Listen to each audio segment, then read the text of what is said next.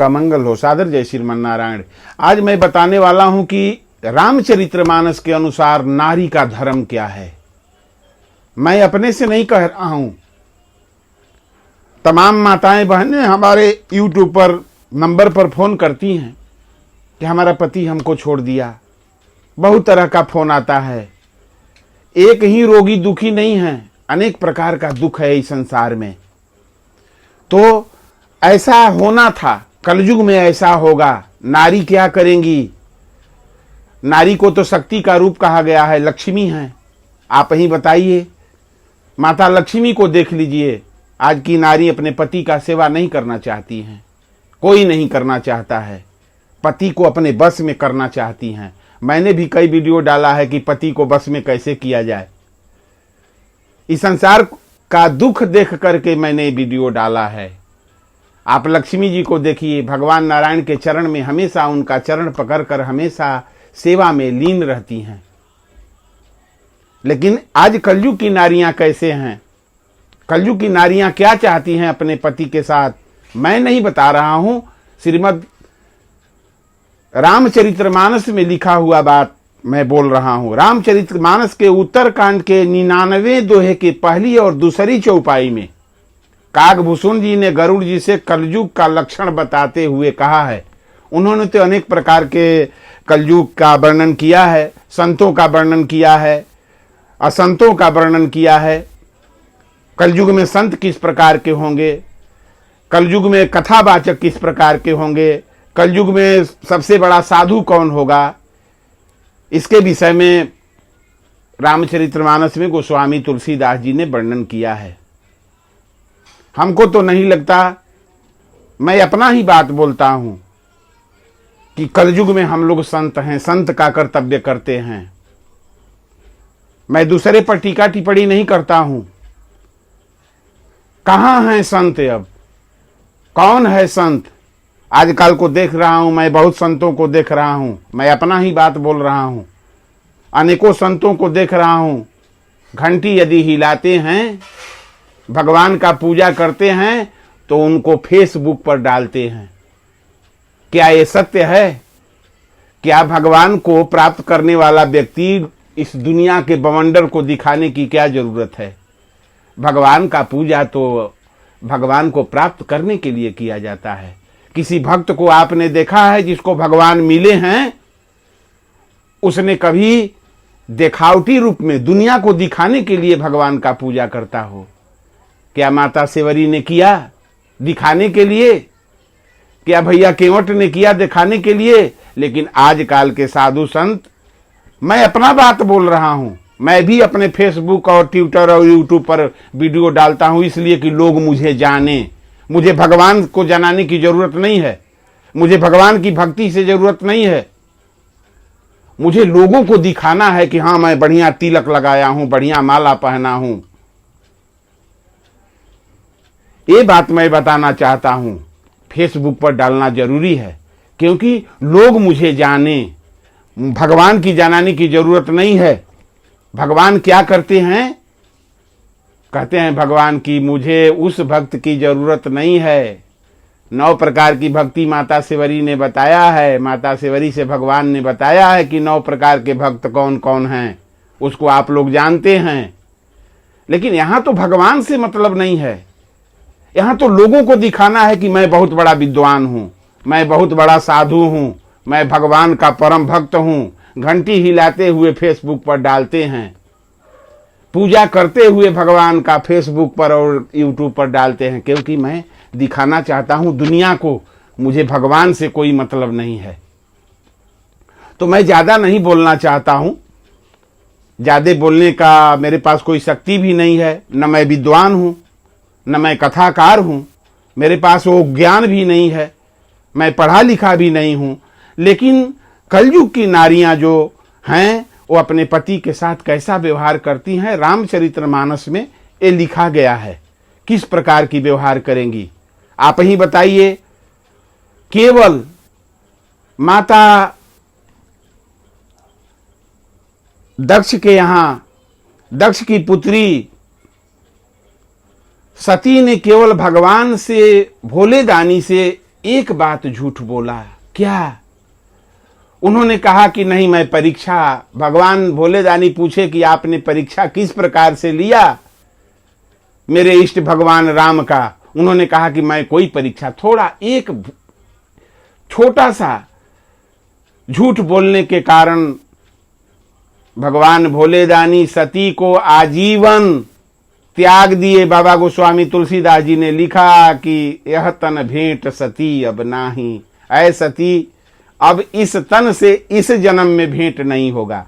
एक झूठ बोलने के चलते यहां तो नारियां, पत्नियां अपने पति से दिन भर में हजारों झूठ बोलती हैं।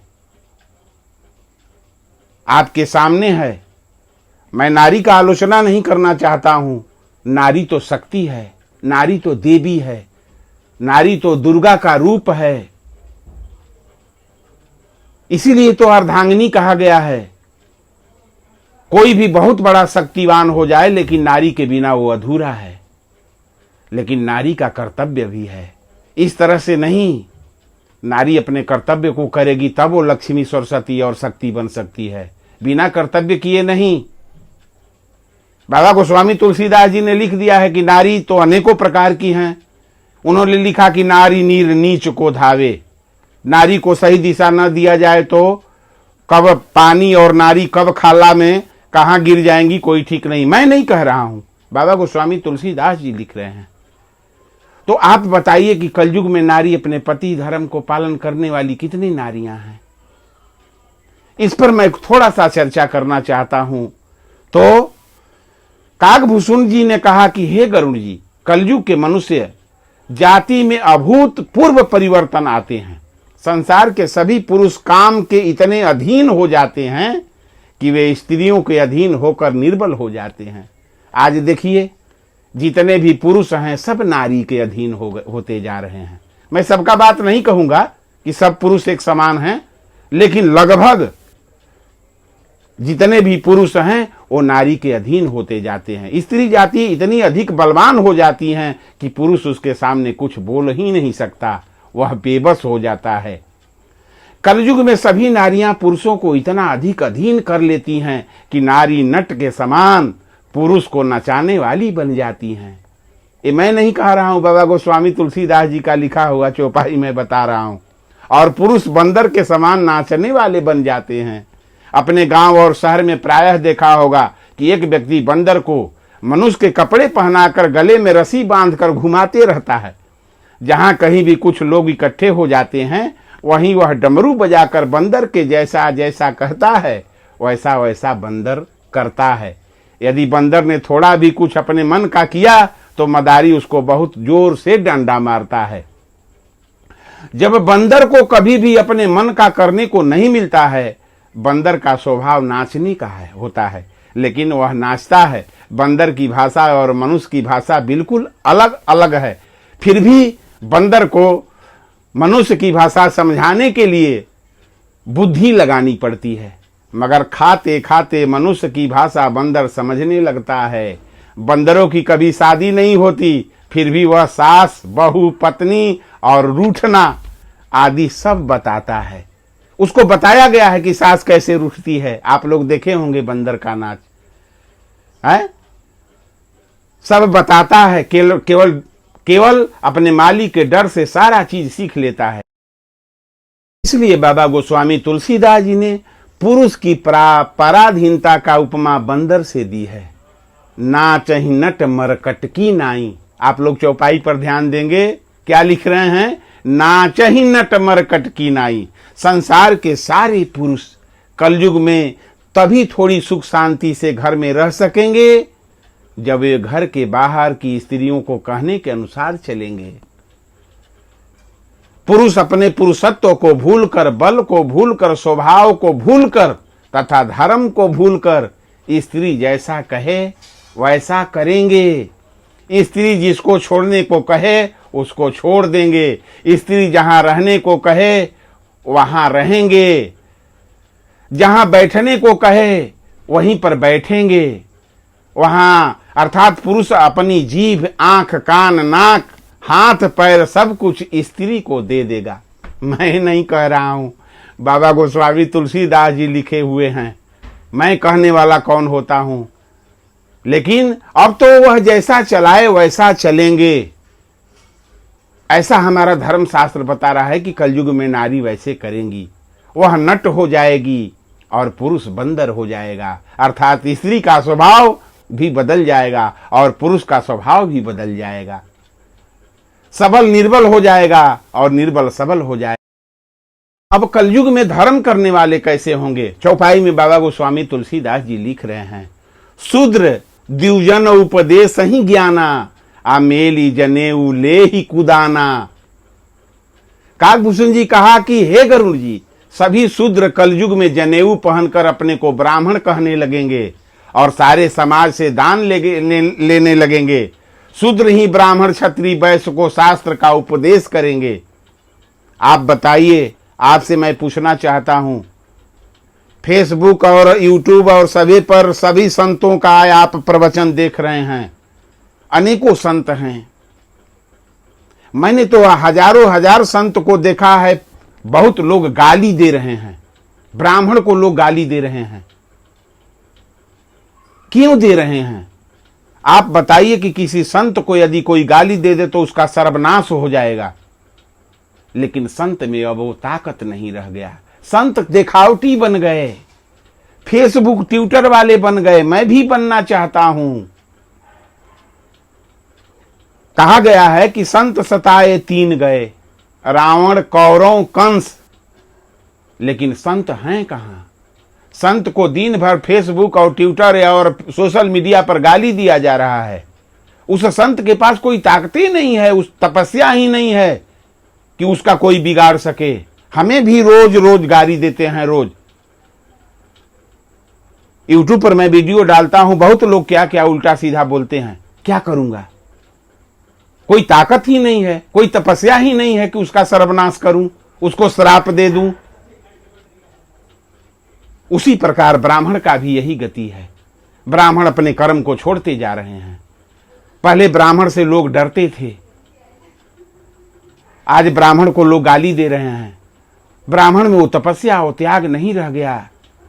ब्राह्मण से इसलिए लोग डरते थे, संत साधु से इसलिए लोग डरते थे कि संत हैं, कुछ कह देंगे तो हमारा सर्वनाश हो जाएगा। लेकिन अब कोई संत को दिन भर गाली देते रहिए, ब्राह्मण को दिन भर गाली देते रहिए, उनके पास कोई ताकत ही नहीं है, कोई तपस्या ही नहीं है, उसे क्या फर्क पड़ने वाला है? बड़े बड़े संत, राजनीति नेता, बड़े बड़े नेता के साथ रहते हैं। हजारों ऐसे साधु हैं जो रोड पर भिक्षा मांग कर खाते हैं, उनको कोई पूछने वाला नहीं। आजकल के जितने बड़ा जो संत बनना चाहता है वो बड़े बड़े मंत्री से उसका संबंध है, बड़े बड़े चेला को बुलाना चाहता है, बड़े बड़े लोगों के साथ रहना चाहता है, उसके साथ गुरु और शिष्य का संबंध बनाना चाहता है। तो इस प्रकार गोस्वामी जी सब बता दिए हैं। ब्राह्मण की बुद्धि वेद पुराण समझ में नहीं आएगा कलयुग में, हम नहीं कह रहे हैं। शूद्र मंच पर बैठकर समाज को अपनी मन गढ़ंत बातें बताकर कहेंगे यही धर्म है, ऐसा धर्म की स्थिति हो जाएगी। ऐसा आप लोग देख रहे हैं, सामने आ रहा है। साधुओं में भी ब्राह्मण 100 में 4-5 ही मिलेंगे, वे भी इतर जाति के साधुओं को शिष्य बनाकर अपने आप को धन्य मानेंगे। यदि ब्राह्मण साधु बनकर महंत आदि पीठों पर बैठ भी जाएंगे तो भी सभी साधुओं के समान ही वेद मार्ग विरुद्ध मार्ग पर चलने लगेंगे। देख रहे हैं, आज सामने देखिए, आज कटाक्ष हो रहा है। कोई कह रहा है कि नहीं ये बात सही है, ये धर्म सम्मत है, कोई कह रहा है कि नहीं ये धर्म सम्मत है।